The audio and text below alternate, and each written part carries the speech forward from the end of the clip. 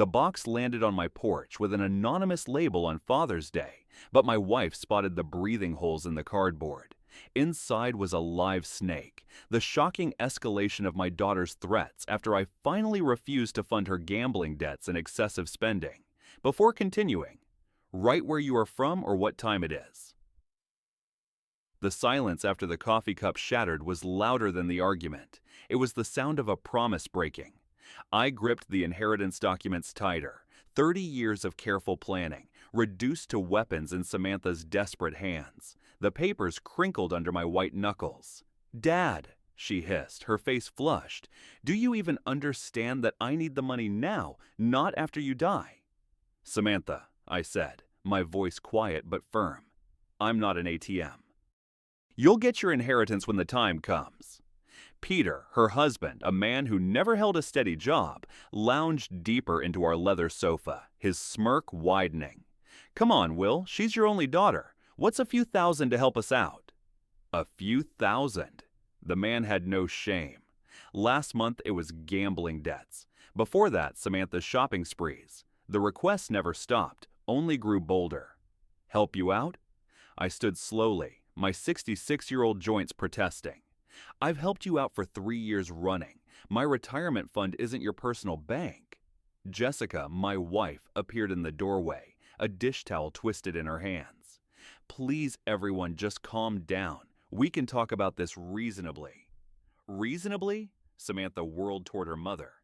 "He's sitting on hundreds of thousands while we're drowning in debt." "Debt you created?" I said quietly. "Debt from your choices." Peter shifted forward, elbows on his knees. "Look, old man, you're not getting any younger. Why not enjoy sharing your wealth while you're alive to see it appreciated?" Old man. The disrespect tasted bitter in my mouth. I worked 43 years for that money. Each word came out harder than the last. 43 years of 12-hour days, missed dinners, canceled vacations. So you could have a comfortable childhood, Samantha. So your mother and I could retire with dignity. Dignity, Samantha laughed harshly. What's dignified about hoarding money while your daughter suffers? I looked at her designer handbag, her fresh highlights, her expensive jewelry, Peter's brand new sneakers. Their suffering looked remarkably comfortable. Your suffering is self-inflicted. The words escaped before I could stop them. Every crisis, every emergency, every desperate plea for money, you created them all. The family photo on the mantel, the silver frame reflecting only empty brightness, had been turned face downward. Should keep pretending you're a loving father instead of a greedy miser. Samantha's voice cracked like breaking glass. The accusations hit like physical blows. Greedy, selfish, unloving. You know what I think, Will?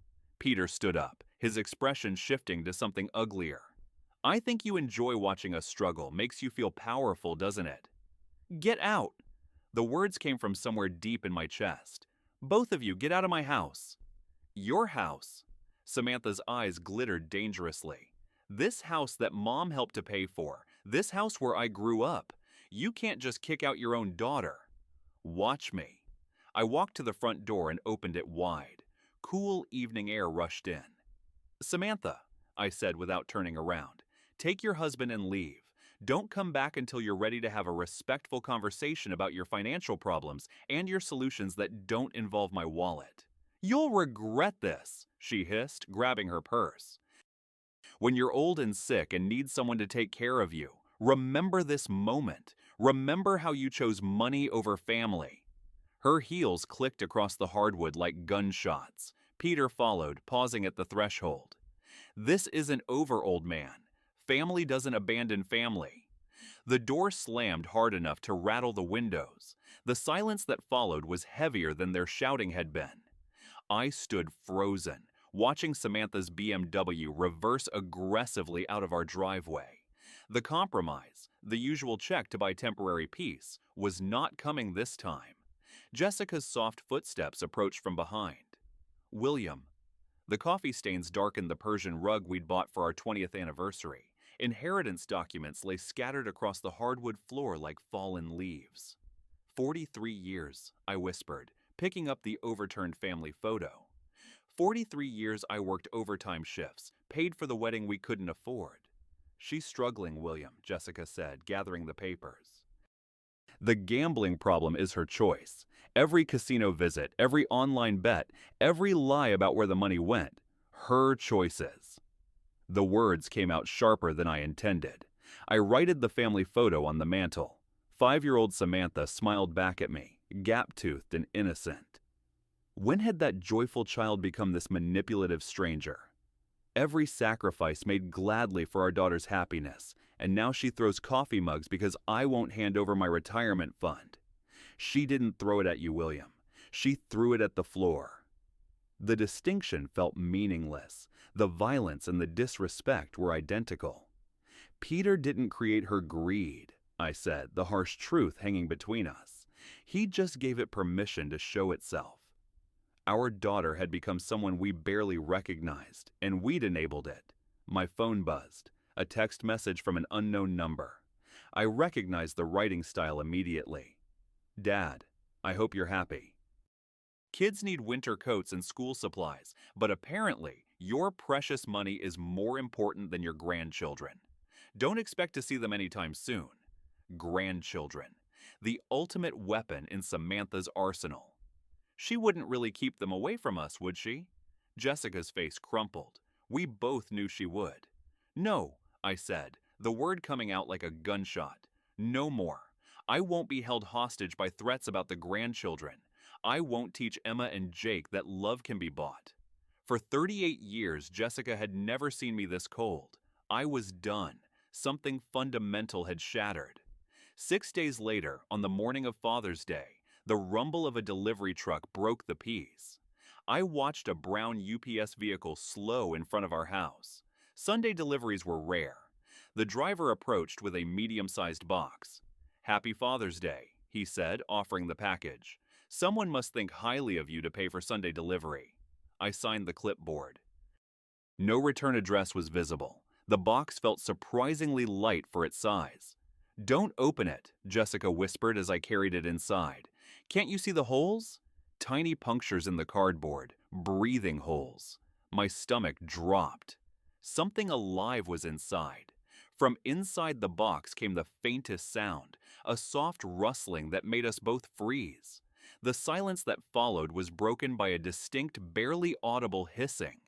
"William," Jessica breathed, her grip tightening on my arm. "Call someone now." My hands shook as I pulled out my phone. The hissing stopped as quickly as it started. The silence was a held breath between us. 911, we have a suspicious package here with something alive inside. It was delivered this morning with no return address, and it's making sounds. The dispatcher's voice was steady. "Sir, can you describe the sounds you're hearing?" "Hissing." I looked at Jessica. Like a snake. I couldn't voice the thought. "Are there any visible threats or damage to the package?" "No visible damage," I said, "but there are small holes punched in the cardboard. Breathing holes." "Sir, I am dispatching officers to your location immediately. Please maintain a safe distance and do not attempt to open it. Officers should arrive within 10 minutes. 10 minutes felt like an eternity. "Who could have done this, William?" Jessica asked. The answer felt obvious. The timing on Father's Day wasn't coincidental. The anonymous sender knew our address, our schedules, our vulnerabilities. Someone angry enough about our recent argument to plan something this elaborate, this cruel. The box rustled again, more insistently this time. "The argument," Jessica said quietly. 6 days ago. She was so angry when she left. We were both thinking it. We both arrived at the same horrible conclusion. "This isn't anger," I gestured at the package. "This is something else." Revenge. The word hung unspoken. Our daughter had sent us something designed to frighten or harm us. "What kind of person does this to their own parents?" Jessica's voice broke. "Someone desperate," I said, though I knew it was more than that. This required planning, calculation, a level of malice. Samantha had crafted a deliberate act of psychological warfare. Car doors slammed outside. A police cruiser was in our driveway. Relief flooded through me so quickly my knees went weak. The doorbell rang, sharp and authoritative. I opened the door for Officer Todd Reeves. Mr. Carr, I'm Officer Reeves. We received your call about a suspicious package. Yes, thank you for coming so quickly. It's in the living room. He approached the box carefully, pulling latex gloves from his utility belt. About 35 minutes ago, I said. Sunday delivery. Someone paid extra for weekend service. He examined the label. No return address visible. And you heard sounds coming from inside. Hissing? Jessica said quietly. Like a snake, Officer Reeves completed matter-of-factly. I've handled similar situations before, usually non-venomous, but we take every precaution. He radioed for animal control. Dispatch, this is Unit 47 requesting animal control services at 1247 Maple Street. Suspected snake delivery in residential package. 20 minutes for animal control to respond. Officer Reeves turned to the investigation. Do you have any idea who might have sent this? I felt Jessica's eyes on me. I was walking the tightrope between honesty and loyalty. I don't know, I said carefully. Probably just some kids playing pranks. His gaze sharpened.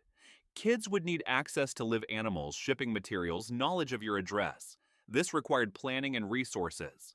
He pulled out a small notebook.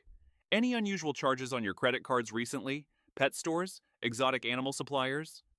The question hit me like a physical blow. That charge I'd noticed on last month's statement. Reptile Palace 127 of 50. Samantha used my credit card for emergencies. I'd assumed it was something for the grandchildren, not a snake, never a snake. Mr. Carr, are you all right? I forced my expression back to neutral. The puzzle pieces were falling into place with horrifying clarity. My daughter had sent me a snake. Will you be filing a formal report? Officer Reeves asked. We can investigate the package origin, pursue charges if we identify the sender. I looked at Jessica, seeing the same conflict behind her eyes. Part of me wanted justice. The larger part, the part that had spent 34 years protecting Samantha despite her flaws, couldn't turn her over to police. No, I said quietly. I don't want to make a mountain out of a molehill. If it's just a prank, filing charges seems excessive. Officer Reeves made a note. Family loyalty trumping justice. A white van with animal control services painted on the side pulled into our driveway. That'll be Mike Johnson, Officer Reeves said. He'll have this resolved safely within the hour. As I watched the animal control officer grab his equipment, I knew the real situation was just beginning. Mike Johnson worked with methodical efficiency. Within 20 minutes, he'd safely extracted a 3-foot corn snake from the shipping box. It was non-venomous. Beautiful specimen, he said, securing it in a carrier. Someone paid good money for this one. Corn snakes make excellent pets. Shame someone used it for whatever this was. Officer Reeves shook our hands. Call if you remember anything else about possible senders, Mr. Carr. Even pranks like this can escalate if left unchecked. The cruiser and the animal control van disappeared down our street. The living room felt violated. The coffee table bore faint water stains. The scattered inheritance documents were restacked, no longer tools of planning, but evidence of the betrayal that triggered this. Jessica, running water in the sink with unnecessary vigor, was stress cleaning. I stood at the front window, watching neighbors. Normal families, normal Father's Days. The credit card charge burned in my memory. Reptile Palace 127 of 50. 3 weeks ago, right after our argument about the inheritance. Perfect timing for planning revenge. My phone felt heavy in my hands as I scrolled to Samantha's contact. Her smiling photo from Emma's birthday party looked back at me. Are you really going to call her? Jessica asked quietly from the kitchen doorway. I need to know for certain. The question hung between us. What would I do if my suspicions were confirmed? The phone rang twice before she picked up. Dad. Samantha's voice carried artificial brightness, the tone she used when she wanted something or was hiding something. How's your Father's Day going?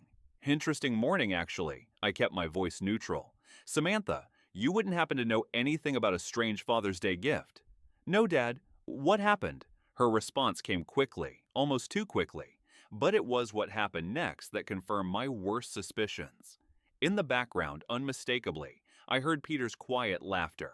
Not the surprised chuckle of unexpected news, but the satisfied snicker of someone who thought they'd gotten away with something clever. The sound hit me like a physical blow. All doubt vanished. My daughter had sent me a snake and her husband found it entertaining. Just some confusion with the delivery, I said, fighting to keep my voice steady. Nothing important. I should let you go. Are you sure everything's okay? You sound strange. Strange. I was discovering my only daughter had tried to terrorize me with a live reptile. Everything's fine, Samantha. Enjoy your Sunday. I ended the call before my composure could crack. The full weight of betrayal settled over me. Peter laughed, I told Jessica. When she asked what happened, he laughed like it was the funniest joke he'd ever heard. Jessica's hand found my arm. What are you going to do? I looked toward my home office, where the computer held access to the financial tools that had kept Samantha afloat for 3 years. I'm going to teach my daughter about consequences. 7 o'clock found me sitting in my home office, the computer humming quietly. The anger had settled into something colder, more purposeful.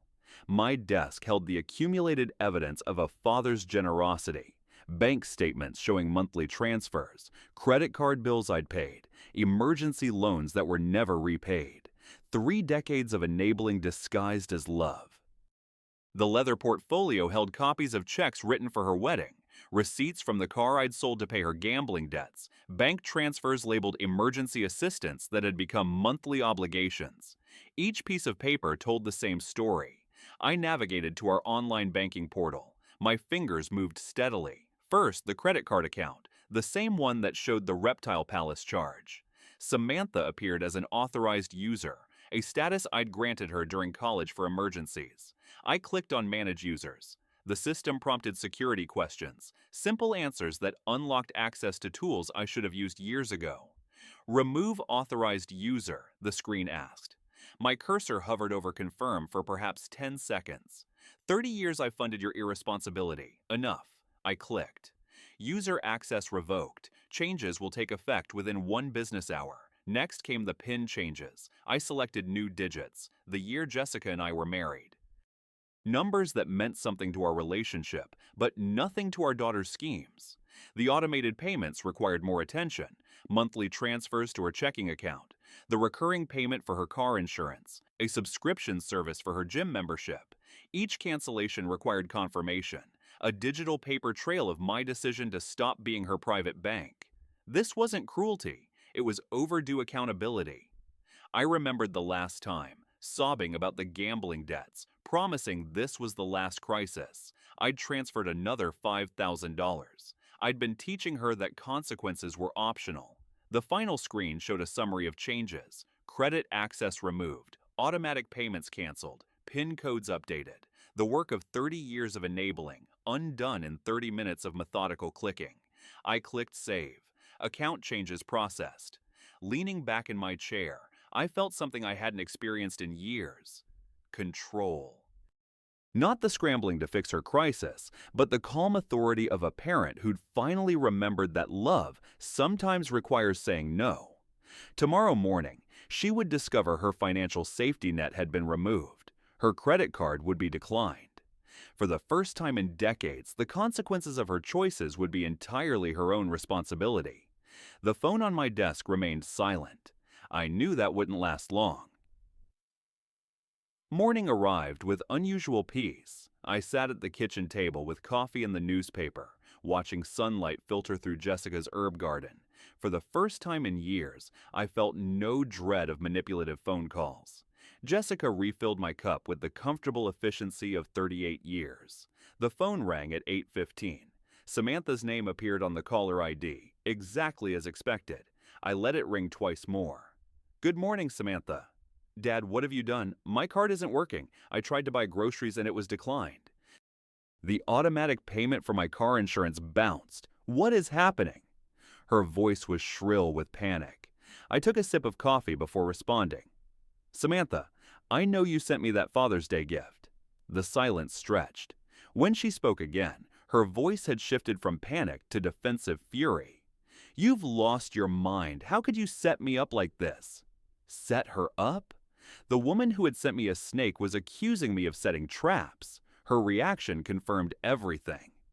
I didn't do anything, I said calmly. I simply stopped paying for your irresponsibility. This is insane. You can't just cut me off without warning. I have bills, obligations, responsibilities. Responsibilities. I let the word hang between us. Like the responsibility to treat your parents with basic respect? Jessica watched my face, but I felt remarkably calm. Dad, please, you don't understand. Peter and I are struggling right now. The apartment rent is due, and my car payment— Your car payment that I've been making for 2 years. Your apartment rent that comes out of my account every month. Perhaps it's time you understood what actual financial responsibility looks like. Fine. You want to play games. Her voice rose to a pitch that would have concerned me yesterday. Don't expect to see your grandchildren anytime soon. Emma and Jake won't even remember you by the time— Samantha. I cut her off with quiet firmness. Those threats stopped working yesterday morning. The phone went silent except for her rapid breathing. I could almost hear her recalibrating, searching for the manipulation tactic that had always worked before. I can't believe you're doing this to me, she whispered, switching to the victim voice. I'm your daughter, I'm struggling, and instead of helping me, you're punishing me for something I didn't even do. Something she didn't even do. Still no direct denial. Your struggle is not my responsibility, I said. Your choices created your situation. Your choices sent that package. Your choices will determine what happens next. You're being ridiculous. One little prank and you completely lose your mind. One little prank? There it was. Not quite a confession, but close enough to confirm what her panicked overreaction had already revealed. She'd sent me a live snake as a little prank. A prank involving a dangerous animal isn't little, Samantha. And a father cutting off financial support after 30 years of enabling isn't losing his mind. It's finally finding it. Her voice turned arctic. This isn't over, old man. You think you can control me by controlling money? We'll see about that. The line went dead. I set the phone down gently. Jessica, who had watched the entire conversation, was beside me. She's coming here, she said quietly. I nodded, probably with Peter. They'll want to continue this conversation in person. Are you ready for that? She asked.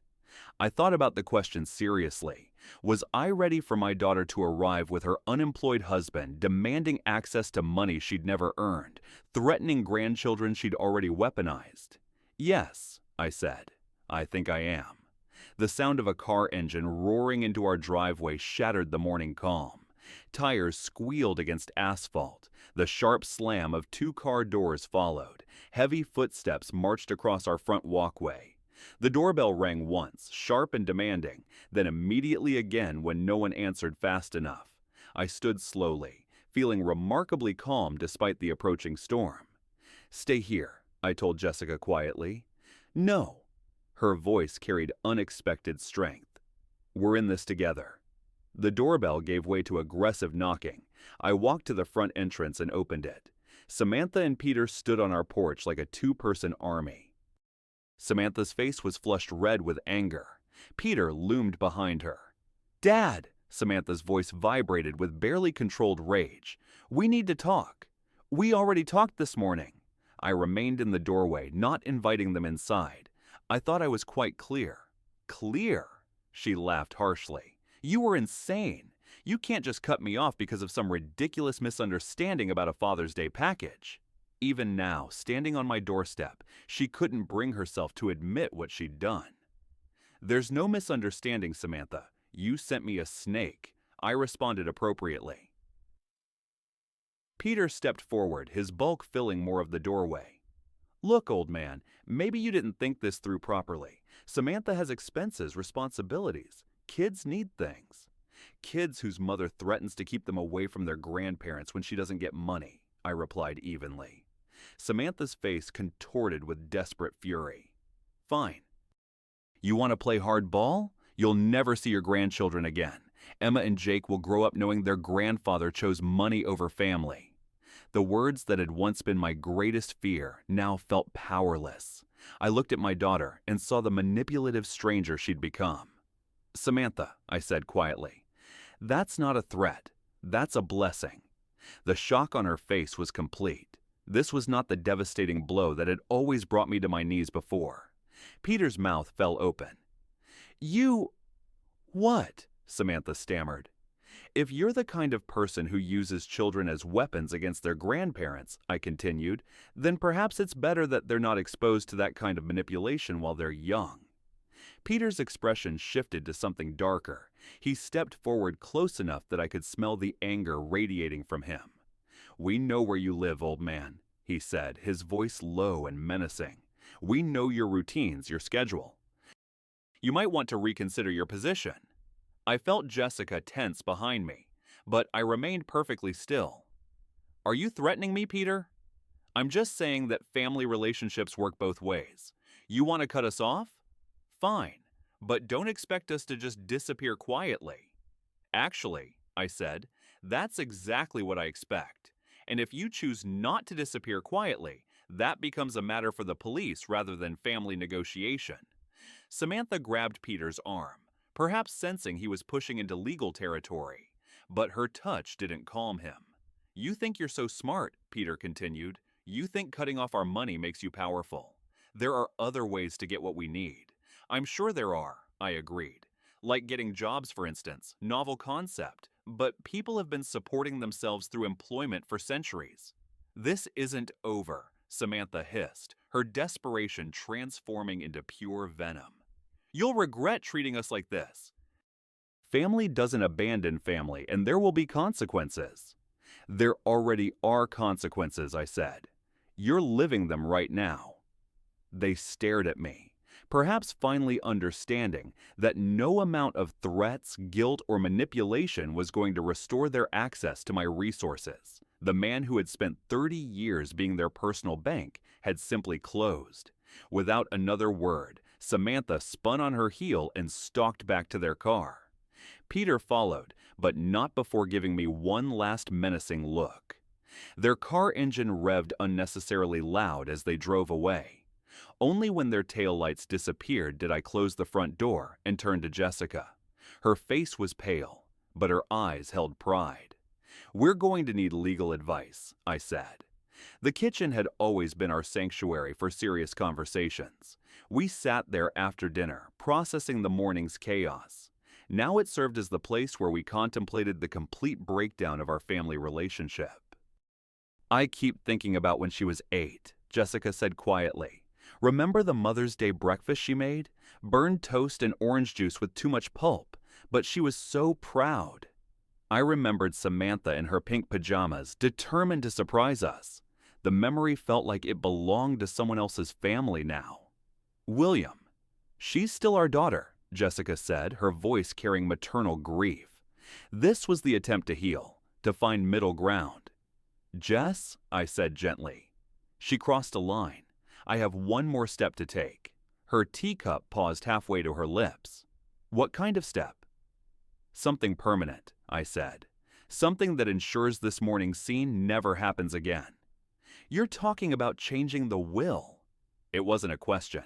She knew me well enough. Changing our estate planning would be a formal acknowledgement that our daughter was no longer trustworthy. "The grandchildren," she said finally. "Emma and Jake will be better off not learning that love can be purchased with money." I reached across the table and took her hand. What she did today wasn't desperation. It was calculated cruelty. The snake, the threats, the manipulation. That's who she's chosen to become. If we cut her out completely, we protect ourselves from future abuse. We protect our marriage from constantly managing her crisis. We protect our retirement from being slowly drained away. "Will it stop her?" she asked. "If you change everything legally, will she finally leave us alone?" "It will remove her incentive for contact. No access to money, no inheritance to protect, no leverage to maintain." "I hate that it's come to this," Jessica whispered. "So do I, but I won't let her destroy what we've built together." "When will you do it?" "Tomorrow morning. I'll call Margaret Summers first thing. She'll know exactly what needs to be done to make it ironclad." Jessica nodded slowly. Grief for the daughter we'd lost. Tomorrow, I would take that final step. Margaret Summers' law office occupied the 3rd floor of a granite building downtown. I sat across from her mahogany desk with a manila folder of documents, feeling calmer than I had in weeks. "William," she said, removing her reading glasses, "when you called this morning, you mentioned needing comprehensive legal protection. Tell me what's been happening." Margaret knew us as the stable couple who planned ahead. What I was about to describe would sound like a different family entirely. I explained the inheritance argument, the snake delivery, the blocked credit cards, and yesterday's threatening confrontation. Peter said, "They know where we live, know our routines," I concluded. It felt like a direct threat. She set down her pen and leaned back. "William, this goes beyond a family disagreement. You're describing harassment and intimidation. We need to address this on multiple fronts." "That's what I was hoping you'd say." Margaret pulled out a fresh legal pad. "Let's start with your will. You mentioned wanting to restructure your inheritance. I want my money to go to my grandchildren's education, not to my daughter's casino," I said. "That's a wise decision, William.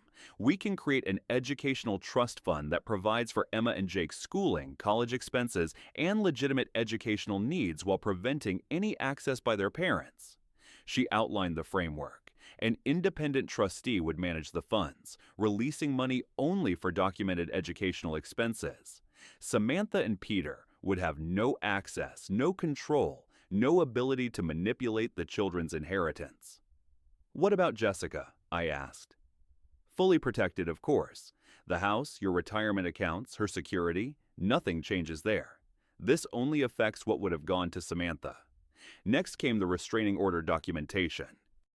Margaret opened a new file and began systematically recording yesterday's confrontation, the threatening language, and the escalating pattern that had culminated in actual intimidation. "The snake incident is particularly concerning," she said, writing quickly. "Using live animals to frighten elderly parents shows planning and malice that courts take seriously." "How long does this process take?" I pressed. "The will modifications can be finalized within the week. The restraining order can be filed today. Once it's granted, any contact from Samantha or Peter becomes a legal matter rather than a family dispute." I felt something release in my chest, a tension I'd been carrying for months. The weight of being perpetually available for Samantha's crisis, of enabling destructive behavior, all of it was ending. "There's one more thing," Margaret said. "Based on what you've described, I recommend documenting everything for potential future legal action. Keep records of any attempts to contact you, any violations, any attempts to involve the grandchildren. You think it will get worse before it gets better.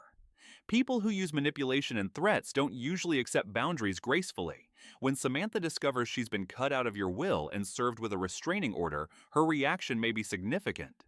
But that no longer frightened me. Her anger would be directed at a system designed to handle such behavior, not at two elderly parents. Margaret's assistant brought in the prepared documents. As I signed my name to each page, I felt the satisfying finality of decisions made and implemented. 30 years of financial enabling was officially ending. Our home would be legally protected from harassment. "The restraining order should be approved by end of business today," Margaret said. "Court officers will serve both Samantha and Peter by tomorrow morning. After that, any contact with you or Jessica becomes a criminal matter." I stood to leave, shaking hands with Margaret. "You've made the right choices. Your family's safety and security come first." I nodded, tucking the folder under my arm. Tomorrow morning, Samantha would discover that manipulation was no longer an option. Tonight, Jessica and I would sleep peacefully, knowing the law was finally on our side. 2 days passed in the most peaceful quiet I'd experienced in years.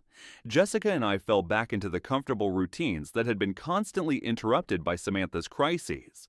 Morning coffee without dreading phone calls, afternoon walks without checking for messages, evening dinners without discussing the latest financial emergency. On Thursday afternoon, Margaret called to confirm what I'd been anticipating. "William, the documents were delivered at 2:15 today. Both Samantha and Peter have been served with the restraining order, and they've received copies of the will modifications." "It's done," I confirmed. I hung up and sat quietly for several minutes. Outside our window, Mrs. Patterson was planting spring flowers in her garden. The Hendersons' children were riding bicycles on the sidewalk. Normal suburban life continuing its peaceful rhythm. "The papers were delivered," Jessica asked from the kitchen doorway. "This afternoon," I confirmed. "It's finished." She came and sat beside me, taking my hand in hers. We didn't need to discuss what Samantha's reaction might be. The law was clear, the protections were comprehensive, and for the first time in 30 years, we were truly free from her manipulation. I thought about the daughter I'd raised, the little girl who'd drawn stick figure families. That child had grown into someone who sent live snakes to her father and threatened to weaponize his grandchildren against him.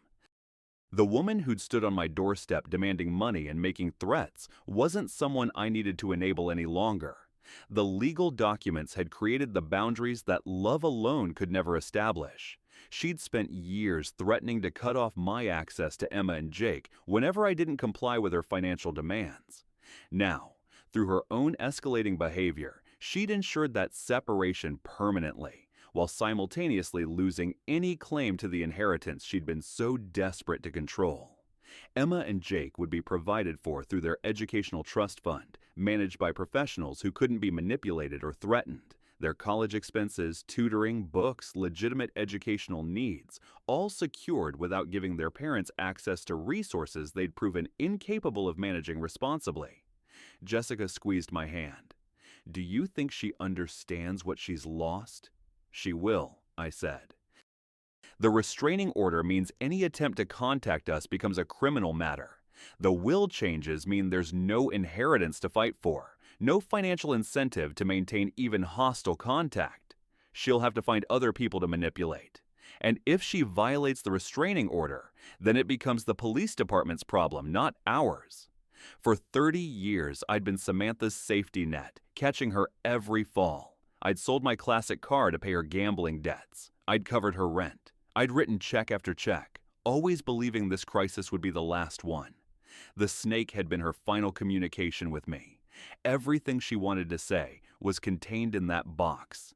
Dangerous, venomous, designed to frighten and intimidate. Instead of driving me back into compliance, it had driven me to Margaret's office and the legal protections I should have sought years earlier. As the sun set through our kitchen window, Jessica and I prepared dinner together. No phone calls interrupted our conversation. No emergency texts demanded rescue. No threats hung over our heads about access to grandchildren. The quiet felt profound, like the silence after a long, exhausting storm has finally passed. Tomorrow, we would wake up in a house legally protected from harassment. Our retirement savings would remain intact, earning interest for our own security. Our marriage would continue without the constant stress of managing an adult child's manufactured crisis. I had reclaimed my role as a father who loved his daughter enough to refuse to enable her destruction. Legal boundaries had replaced emotional manipulation. The law had given me back my life. I would sleep without wondering what tomorrow's crisis would cost me. The true cost of the betrayal didn't hit me until 3 weeks later. Not the money was safe, but the ripple effect. Samantha and Peter didn't contact us, respecting the restraining order, which was itself a victory.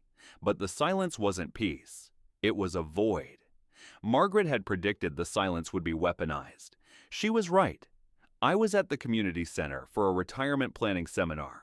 I ran into George Hill, an old colleague from the electrical supply company where I'd worked for 43 years.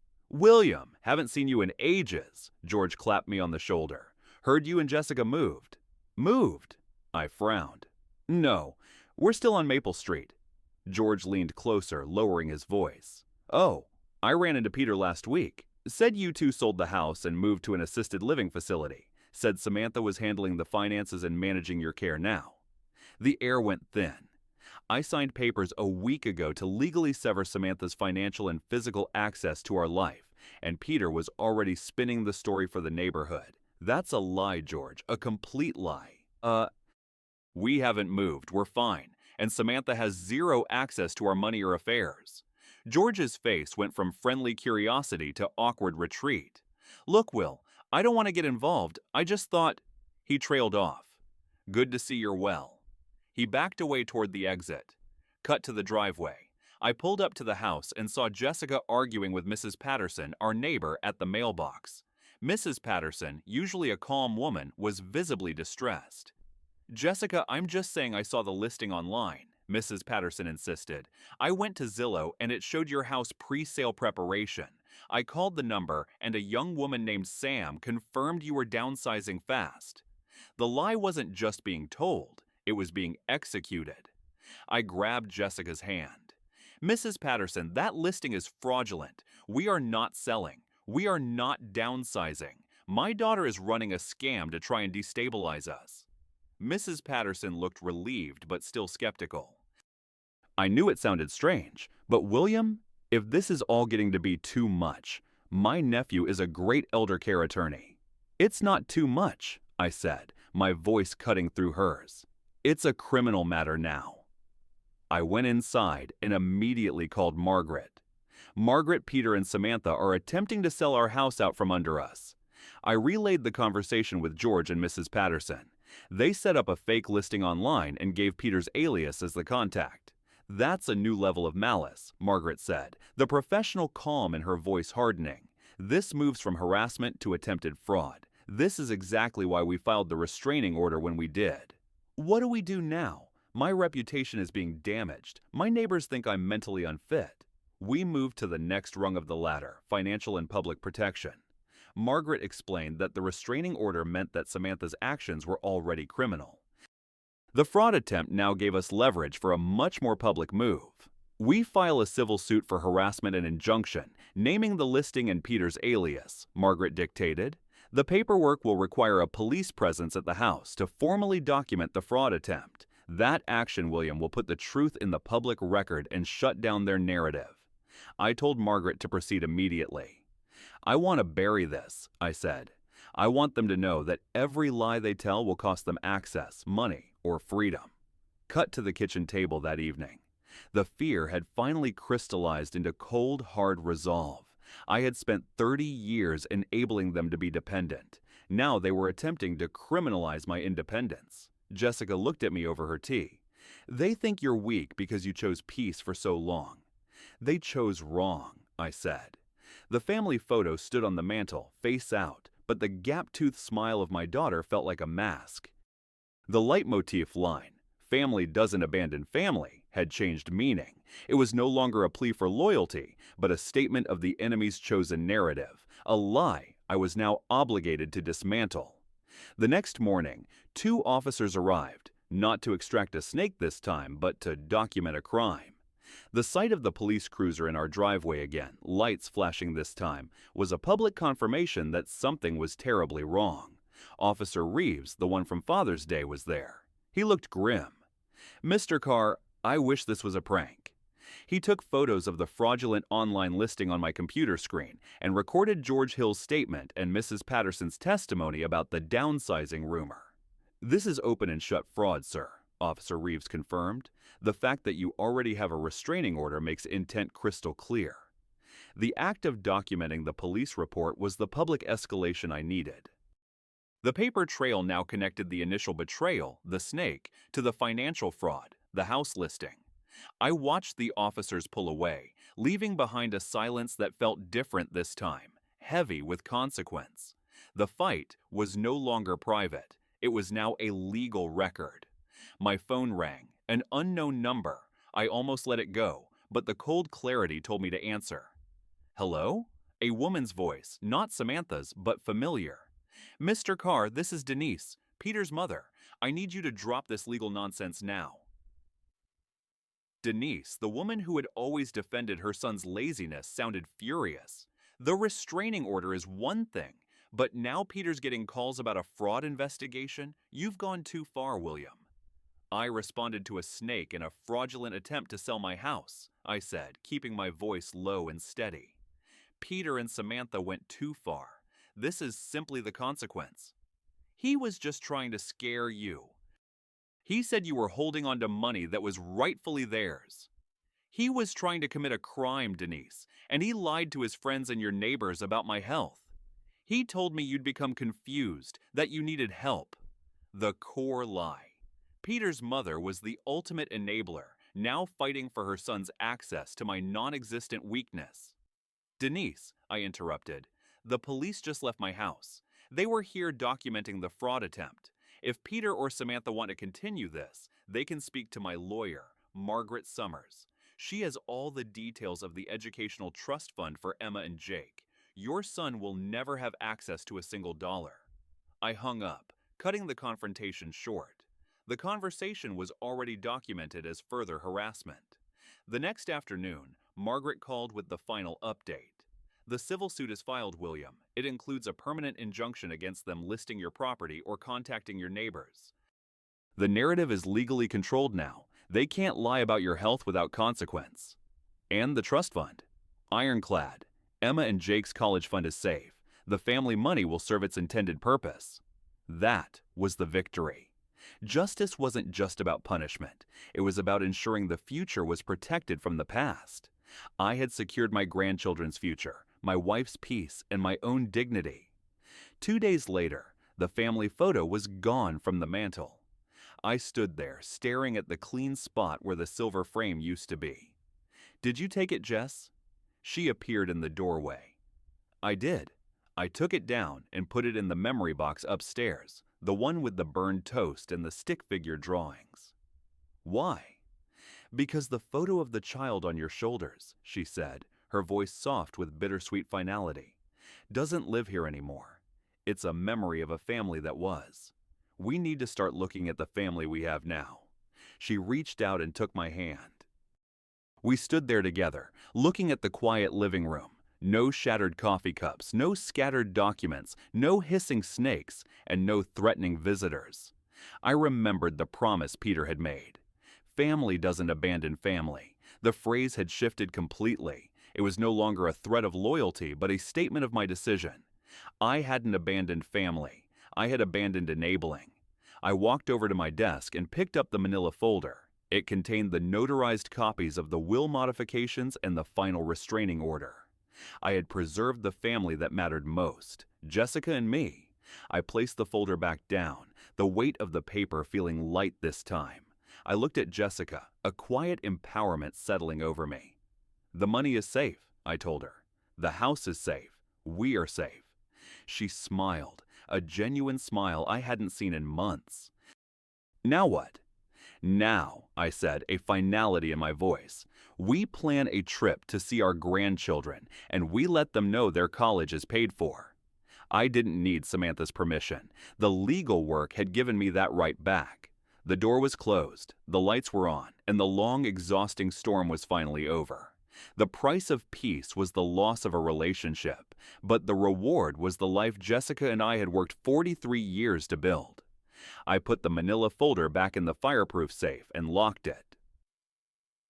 If this story resonated with you, leave a like and consider subscribing. You can also drop any comment below, even just one word. Maybe tell me where you're watching from, or what time it is right now. Sometimes one word is enough to say you were here.